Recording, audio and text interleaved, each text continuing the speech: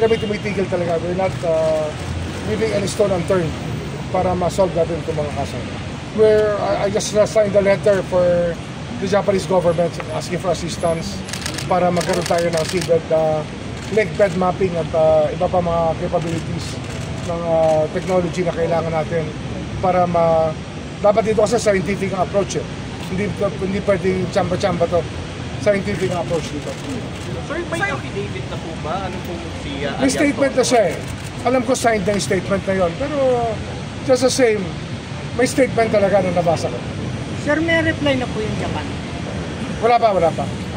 Actually, kakapirma ko lang ng letter. Kasi makipag-exchange pa kami ng ideas kung ano available equipment na pwede namin hiramin at tulong na pwede namin sa kanila. Pero so hindi ba maganda kung may affidavit na rin po ba si alias Ron? Oh yes, ano yan eh, kasama na yan sa complaint na file natin.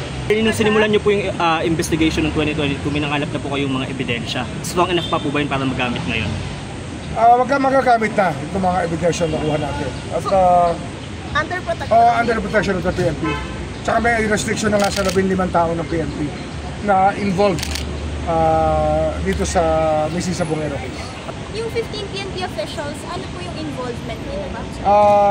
Nag-carry out ng executions. Or parang restriction? Restricted Under restricted duty na sila. They have to report already to officers para doon na sila. Para hindi na sila makasakit. Hindi, may mga lead kami. At may mga testigo kami nagde-testify na kung saan maaari hinulog itong mga tao na nawala. So malakas po possibility sir na may bangkay na makikita sa tali? Malamang mga labi na lang. Mga labi. Hindi natin alam kung anong kondisyon nila. Pero in 3 years, lahat yan nag-aano sa tubig yan eh. Tubig yan. Nalulusap. Anong aasahan ng mga pamilya nila nung mamisig sa buhay after this meeting? Hindi namin titigilan to. Talagang kailangan ng hustisya.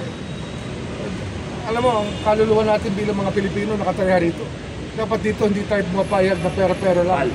Ang naging Panginoon ng Pilipino, hindi dapat yun. Sige, salamat ha.